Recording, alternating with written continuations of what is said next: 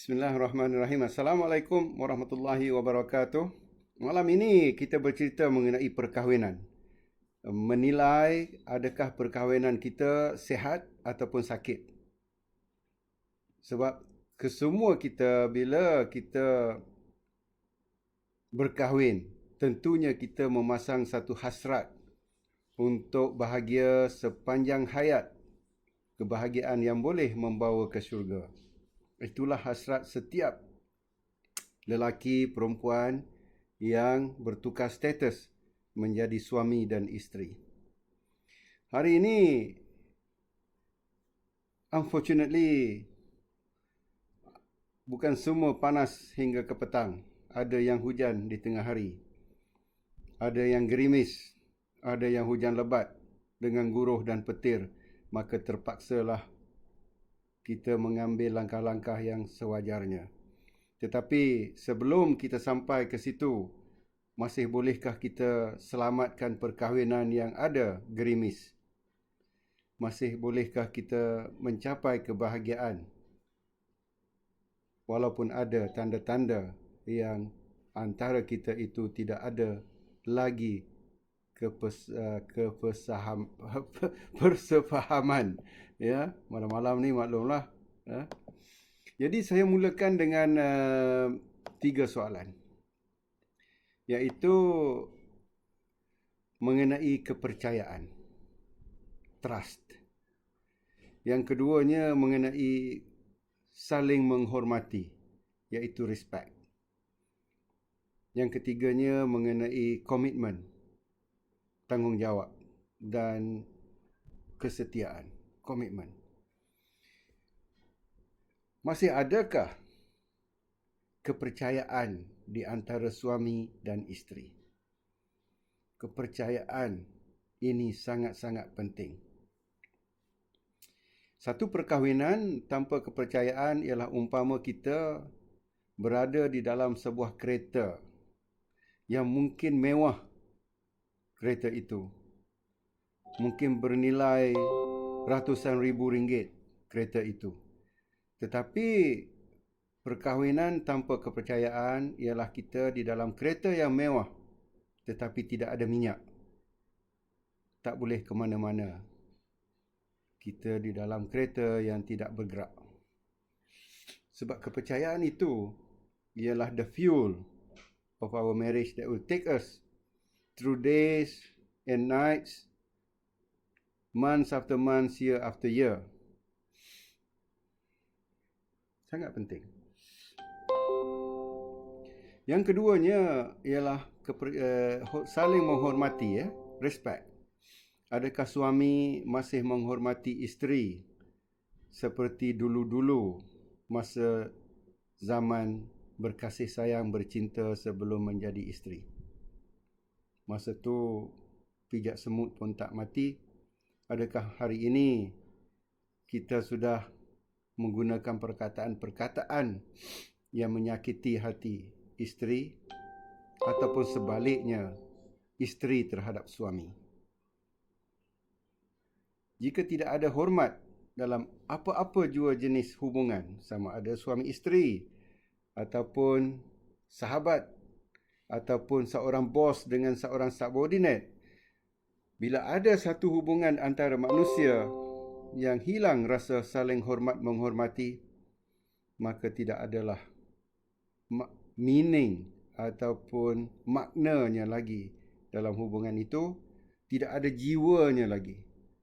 Ialah hanya satu yang mechanical, tetapi tidak ada roh dan tidak ada jiwa dalam hubungan suami isteri yang tidak ada rasa saling menghormati.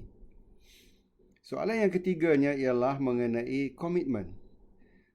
Ya. Komitmen ialah rasa tanggungjawab terhadap peranan kita dalam perkahwinan itu, sama ada kita seorang isteri yang bertanggungjawab sebagai isteri, memainkan peranan sebagai isteri kepada suami dan sebagai ibu kepada anak-anak jika kita sudah ada anak-anak.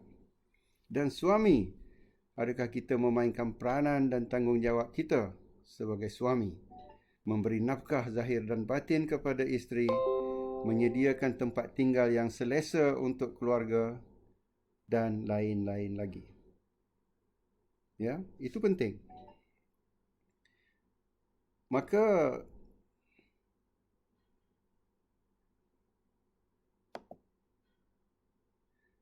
di samping 3 soalan itu, walaupun jawapannya ialah tidak ada komitmen, tidak ada respect, tidak ada lagi saling menghormati, masih bolehkah kita menyelamatkan keadaan? Jawapan pada saya ialah ya, masih boleh. Selagi kita tidak mengambil keputusan untuk berpisah, untuk meruntuhkan rumah tangga kita, kita masih boleh ada harapan untuk menyelamatkan keadaan. Dari segi komitmen itu, perlulah kita renew ataupun memperbaharui rasa tanggungjawab kita. Duduk, berbincang, dan menulis apakah tanggungjawab yang boleh dan sanggup kita mainkan sebagai seorang isteri dan juga sebagai seorang suami. Dan apakah peranan yang kita tidak lagi sanggup untuk melakukannya. Kerana mungkin impian dan hasrat kita itu terlalu tinggi sehingga kita tidak tercapai. Katakanlah dulu masa kahwin kita berhasrat untuk ada sebuah kereta untuk setiap orang. Mungkin kita tidak lagi tercapai untuk melakukan tanggungjawab itu. Jadi buat satu renewal of your commitment. Apa yang kita sanggup ketika itu untuk lakukannya. Adakan satu perbualan, perbincangan hati ke hati. Dan laksanakanlah. Ini peluang kedua untuk kita menyelamatkan perkahwinan kita. Dan juga mengenai kesetiaan. Bila kita committed into a marriage, maka perlulah ada kesetiaan. Dan juga intimacy. Hubungan suami isteri, intim sebagai suami isteri itu perlu. Dan perlu dibincang. Ini kalau ada perkahwinan yang seminggu tidak ada intimacy, sebulan tidak ada intimacy. Jadi, ya, ini anugerah dan nikmat yang Allah beri kepada suami isteri untuk ada hubungan intimacy itu sebagai suami isteri. Namanya pun making love. So, kalau tak ada yang itu, dah tak ada lah dia punya yang hubungan yang menjalinkan kemesraan itu. Dan juga communication. Commitment requires open, transparent communication supaya perbincangan boleh sentiasa diadakan. Lakukan itu dan insya-Allah you will see improvement. Begitu juga dengan respect. Hormat menghormati, saling menghormati ini ialah bila pasangan sentiasa memberi motivasi di antara satu sama lain.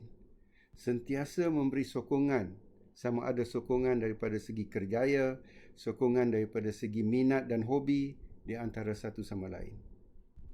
Tak semestinya kita ada minat yang sama, tetapi kalau kita boleh memberi sokongan kepada minat pasangan kita, itu ialah kita menghormati keperluan dia sebagai seorang individu.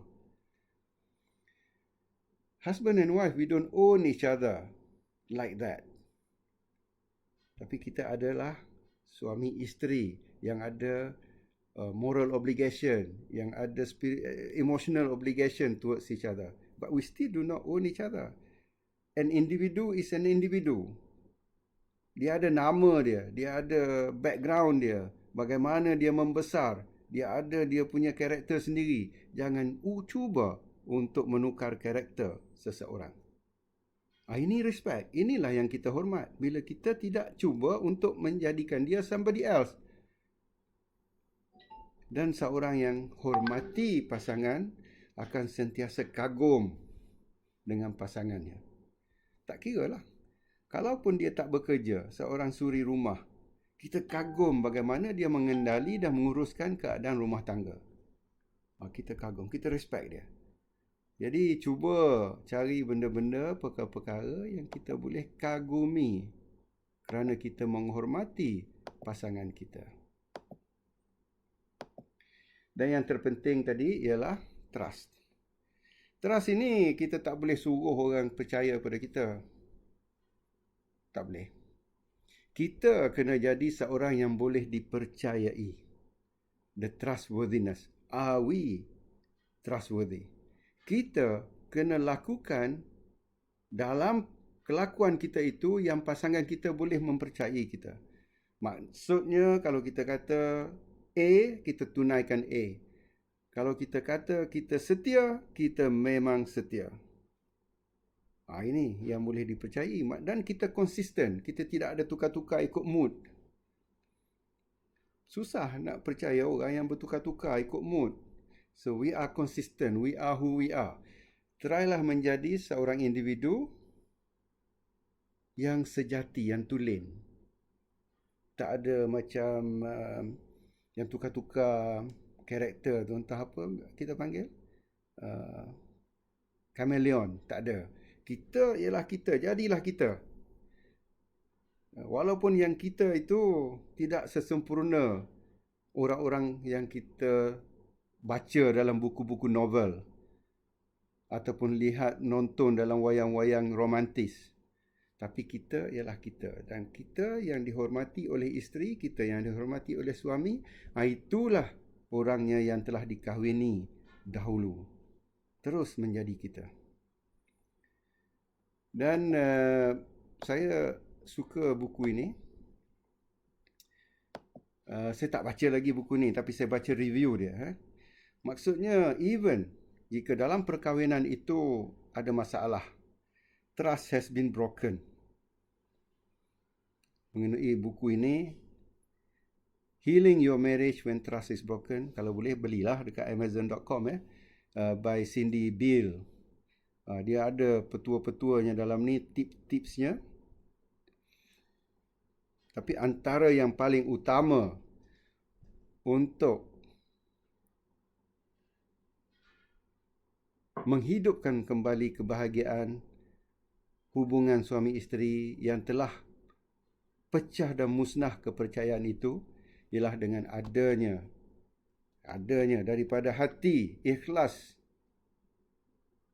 kemaafan. Forgiveness. You may not be able to forget. Bukan kita minta dilupakan.